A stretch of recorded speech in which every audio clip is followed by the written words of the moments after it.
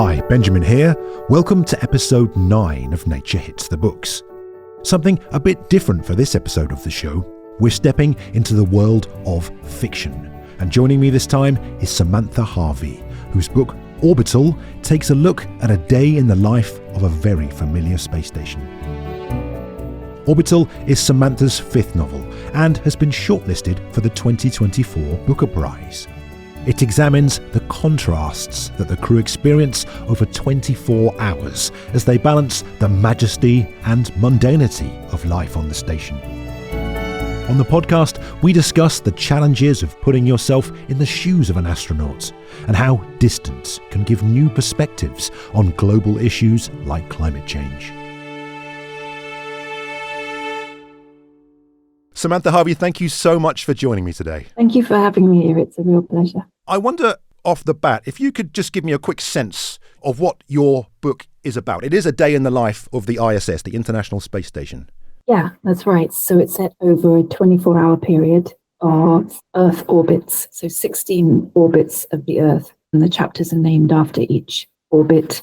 And the spacecraft in my book, I never really referred to it as the ISS. I mean, it's obviously based upon that, but I wanted to give myself just that little bit of fictional latitude by not calling it the ISS, which just happens to be a spacecraft that's almost identical. Okay, all right, in all but name then. Exactly. So it takes place over one day of orbit, 4 astronauts, 2 cosmonauts, and it follows just a day in their lives. And it is a fiction book, but it's not science fiction, right? Like there's no aliens or futuristic galaxies or anything like that. This is very much grounded in reality. Why did you go for this approach, and why is this setting a good one for telling a story that you wanted to tell? So I do like sci-fi. I do read sci-fi, but I wasn't interested really in writing it. What I wanted to write was, I suppose, what you could call space realism, or to try to think about a sort of nature writing about space.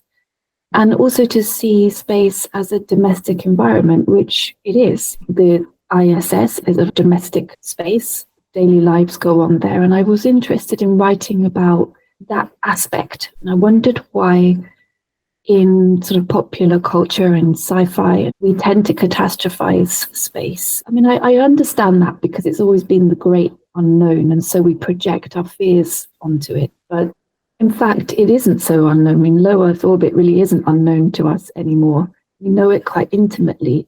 And I thought that doesn't need to have our fears projected into it. It's just a fascinating perspective on the Earth and on ourselves as Earth-bound creatures. And so it seemed to me like a really interesting perspective that is very other, extraordinary, but also only 250 miles away from the Earth. It's not far at all. So it's a really interesting in-between space. It does seem like it is a book of contrasts in many ways, and I would like to explore that. But I wonder, I mean, if we could back up a little bit and talk about the genesis of this project. As I understand, this began during lockdown. Is that right? It began a little bit before lockdown. I started writing it and then I abandoned it because I felt that it wasn't a book I could write, that I somehow felt I didn't have permission to write it because not only am I not an astronaut, nor could I ever be an astronaut, but I'm so constitutionally unlike an astronaut.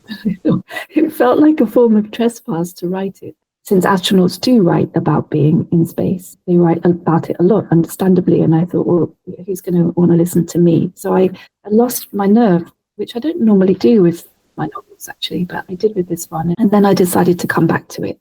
And then the writing of it did largely coincide with lockdown. I mean, are you a space enthusiast, a space nerd, I guess, or is this something that has developed afterwards or something in between, do you think? Not a space nerd. I've always been interested in space, in the human experience of looking back at the Earth from space.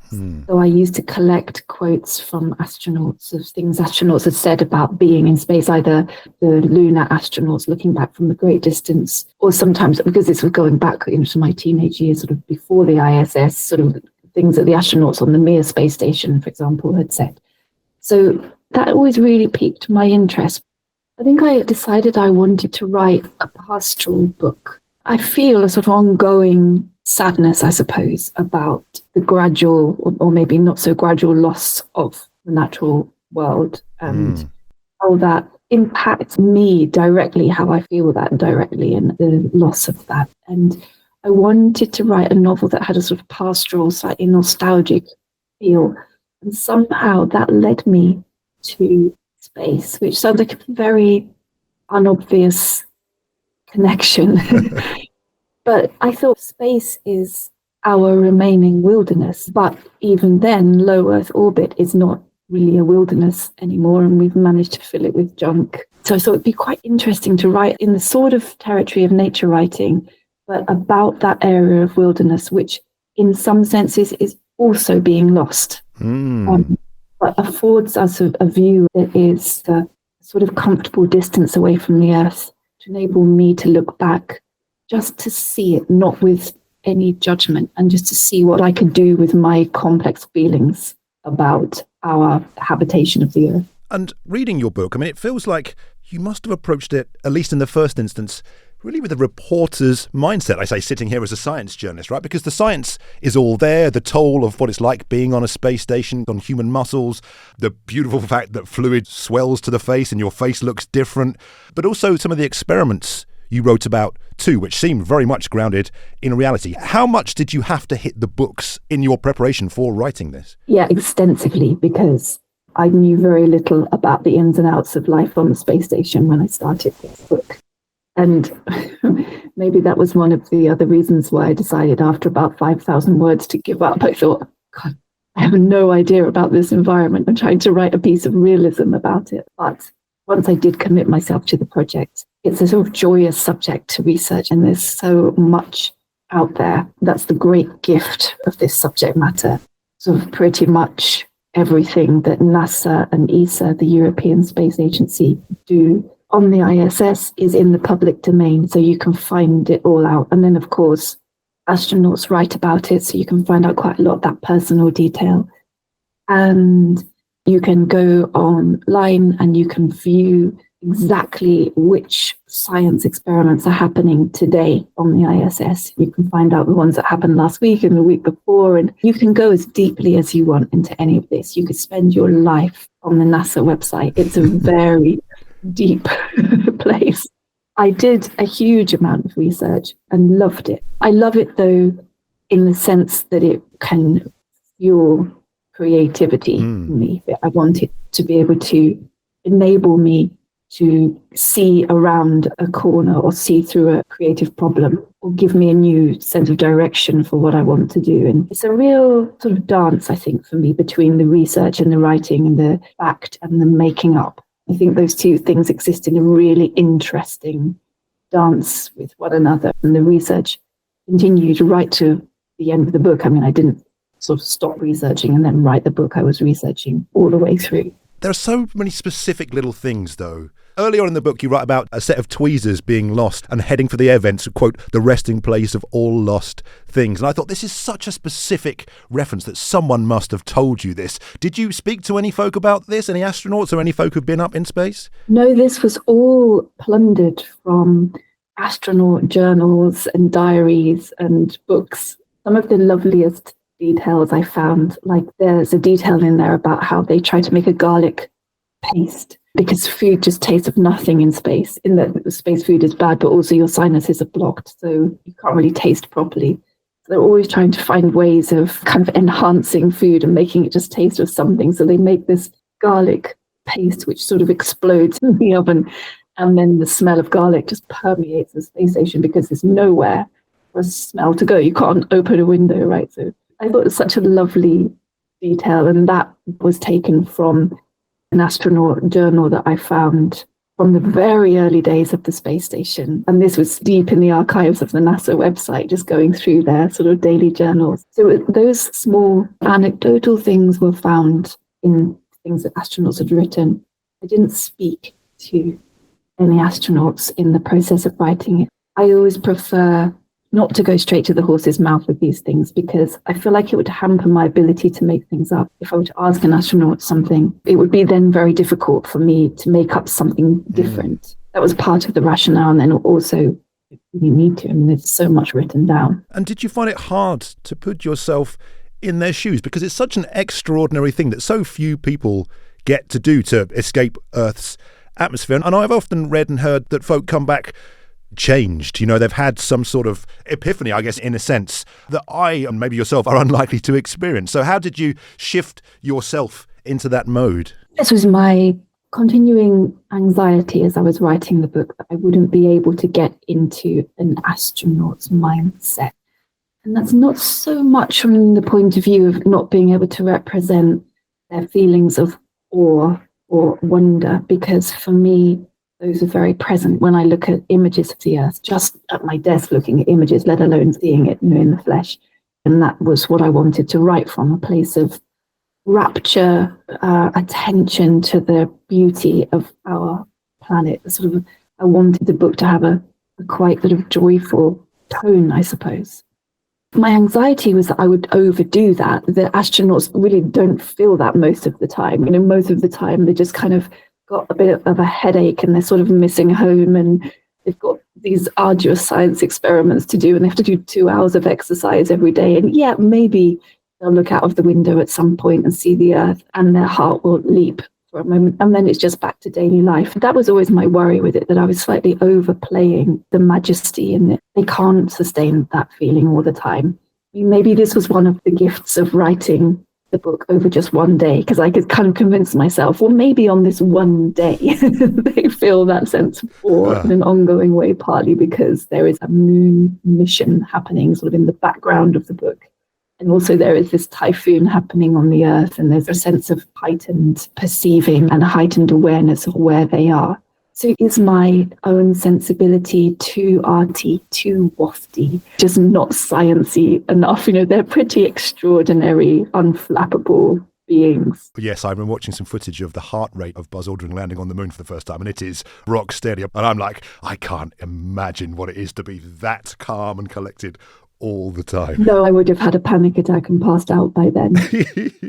I mean, you talk about the moon mission that you write about in the book, and in my head I saw this as this novel is set in the very near future, and this moon mission is analogous to the Artemis missions that are in preparation.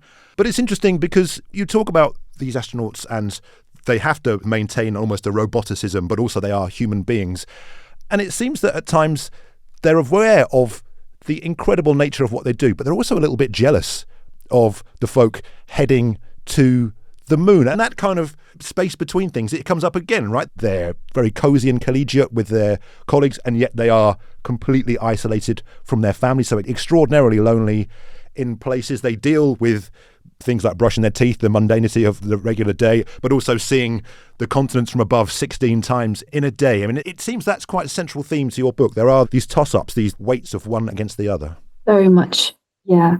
When I started to read about the ISS and life there, I was so struck by these very difficult contradictions that exist between the claustrophobia of being in this little titanium tube and then the agoraphobia of looking out the window and there's nothing, you're not within the protection of the Earth's atmosphere anymore. And then as you say, there's the collegiate nature of it, the fact that you're with maybe 5 or 6 other people all the time, but you're quite profoundly alone as well. That it is this extraordinary, upending, time exploded experience, and yet it's really quite mundane, and they spend a lot of time hoovering, as far as I can see. All of these amazing, sort of wonderful contradictions, I find such rich territory for fiction, where opposites are continually colliding,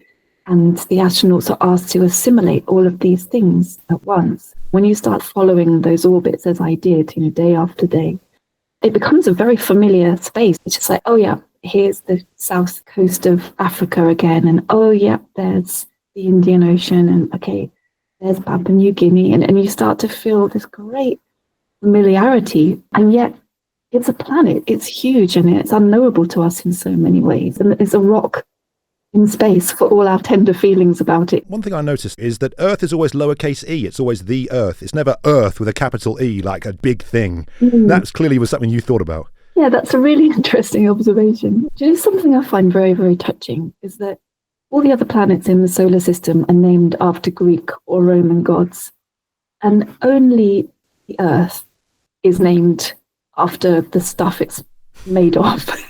And it's such a lowly word, just the sort of dirt that it's made of. That's what we call our own planet, and the others have these grandiose names. So maybe that's part of that decision to keep it lowercase, reminding myself and perhaps the reader that we are so familiar with and have such tenderness for the Earth that we call it by this very lowly name, sort of a pet name almost. Oh, interesting. I mean, one element that does run through, and you touched on it there, is that the crew are quite powerless in the face of this developing typhoon, enormous typhoon that begins partway through the book in the Pacific, moves towards the Philippines.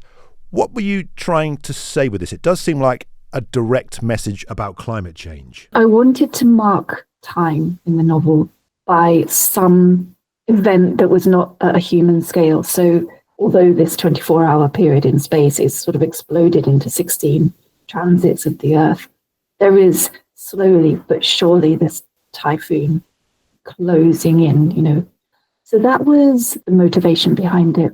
But then, of course, into that you read, and it's implied that there is a climate change issue going on here. It wasn't that I wanted to write a novel about climate change or that I didn't want to. I wanted to write about the Earth, and implied now in any view of the Earth is climate change and what we're doing to its weather systems. And I found it that then the typhoon could become a way of expressing quite a lot of things. Of course, typhoons have always happened. They're not solely a product of climate change, but they are getting more frequent and stronger and more forceful and more destructive.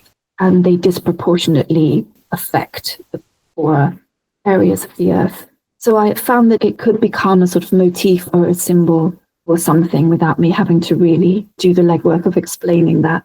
And to, again, sort of point towards these contradictions that I was interested in, that, of course, the typhoon is going to be catastrophic on a human level and on the Earth.